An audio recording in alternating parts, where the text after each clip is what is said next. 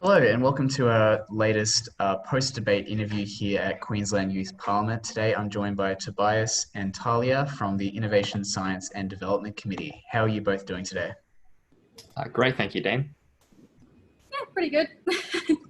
How are you feeling after your hot debate from only just a few minutes ago?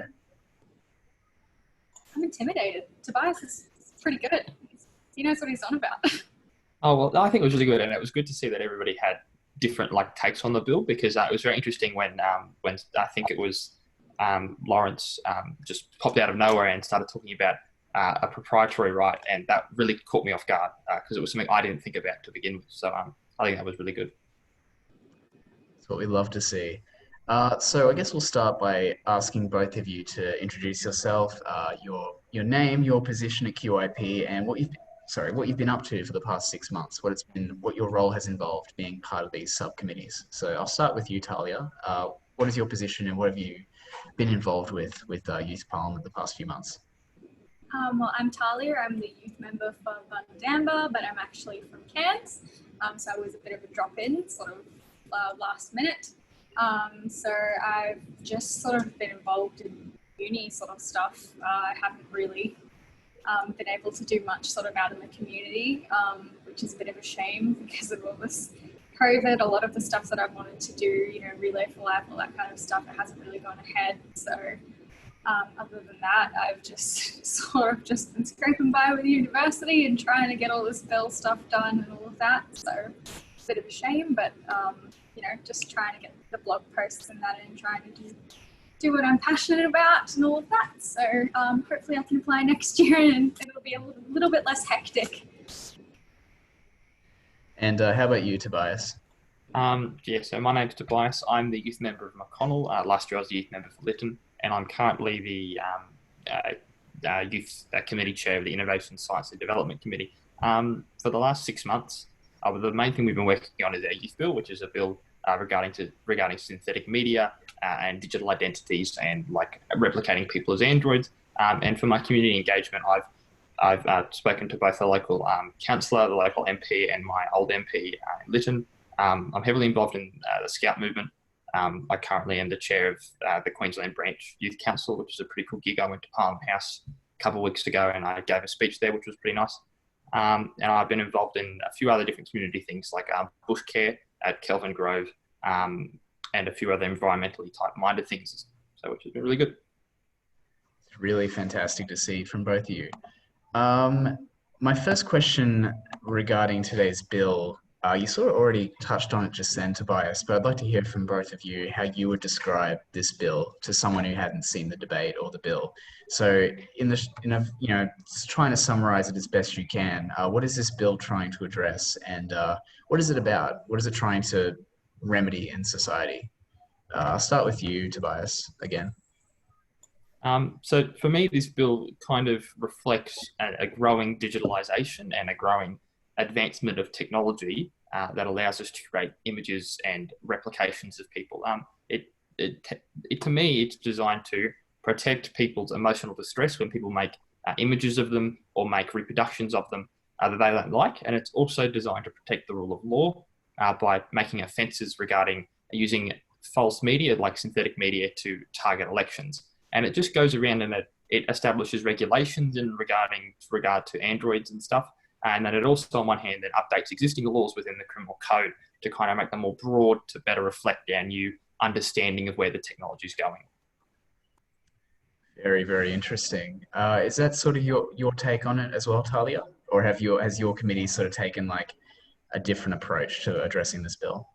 Yeah, no, it was absolutely what we were thinking about. I mean, gosh, it's the stuff that we were sort of seeing in movies, 15 years ago.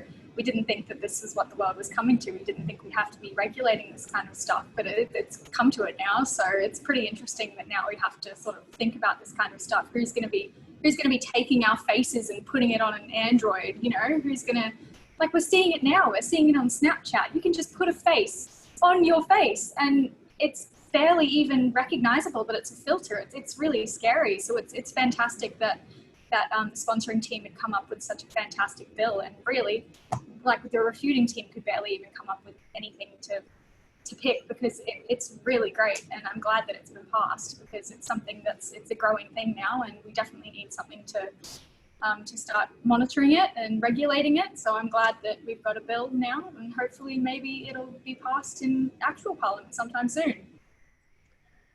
Yeah, yeah, absolutely. No, we find that this is very often here at Youth Parliament, or legislation is always trying to catch up, and this is technology that's growing. It's proliferating so fast that the laws don't currently address it. So it's really interesting that this topic was chosen, and it'll be interesting to see how it progresses going forward.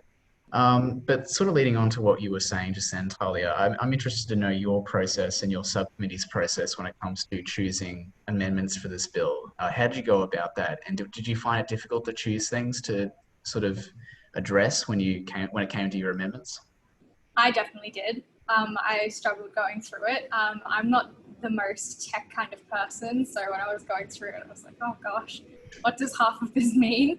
The only stuff that I could really find was just to do with sort of licensing and how they're going to regulate who's going to get a license. And they did sort of already have something touching on it, but it wasn't exactly in the act itself. But I did like how everybody else was sort of touching on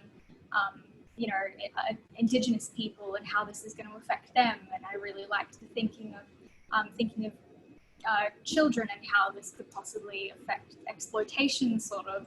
And then just Lawrence out of nowhere thinking of something that nobody else sort of even considered. So it's pretty amazing how we just all sort of thought of something different when we went through it, and we just picked random things.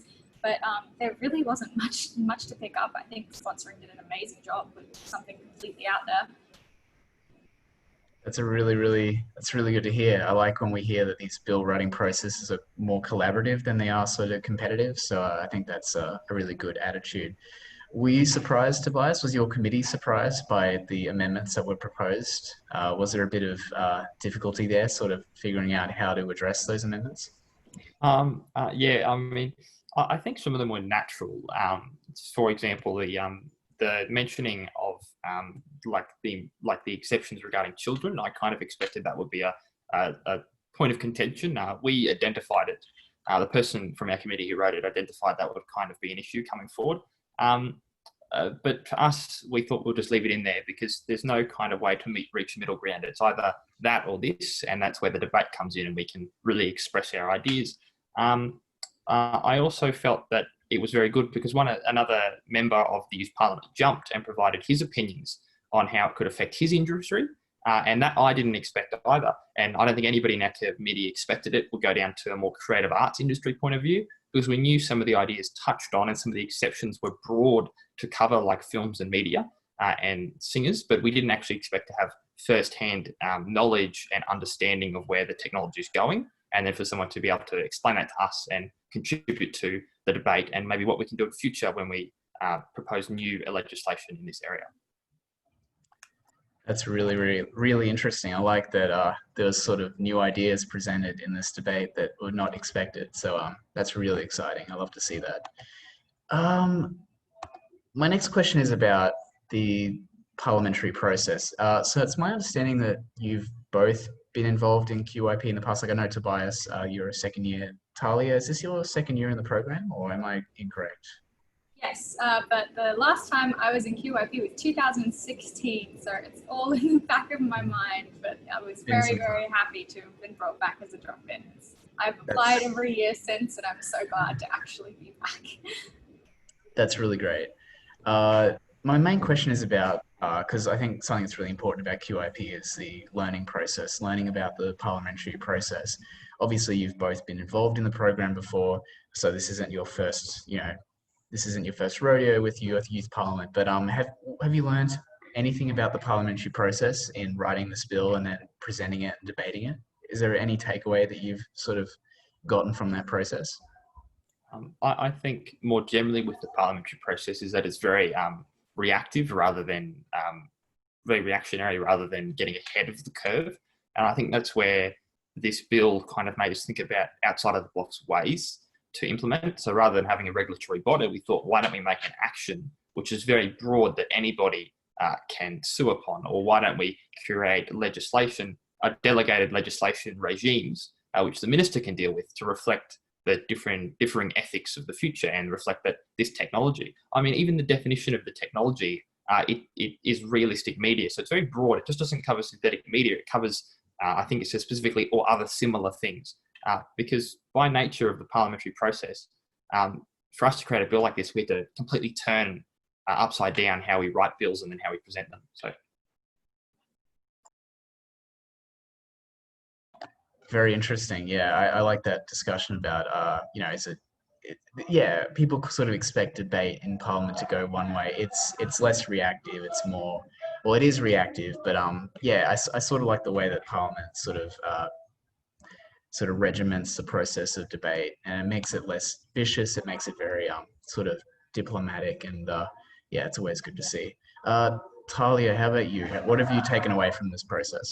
What I've taken away really is that you can't be sort of as personal when you're writing these bills, and that you've got to put everything into perspective, how it's going to affect everybody, not just how you think it's going to affect like yourself and just one specific group. It's an act. It's like it's everybody. It's going to affect everybody. So when you're writing it, you've got to consider like every single little detail when you're putting it in there.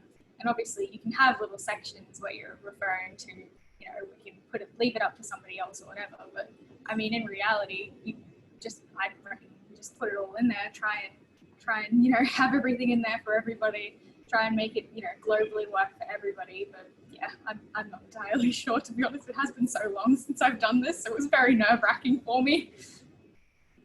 For sure, no, that's totally understandable. No, that's a good point you made. That yeah, if bills are to pass, they need to be universal, they need to be acceptable, and it can be hard to accommodate everyone. Well, I'll probably end it there. I just want to end by thanking you both, not just for this interview, but for, you know, this debate and being, you know, working with your committees and really creating something special here. So you should be really proud of yourselves and the bill that has passed. And yeah, I'm excited to see where this goes, and I'm excited to see where you both go. And yeah, you should be really, really excited by the work that the entire committee has done. So thank you. Thank you. Thank you.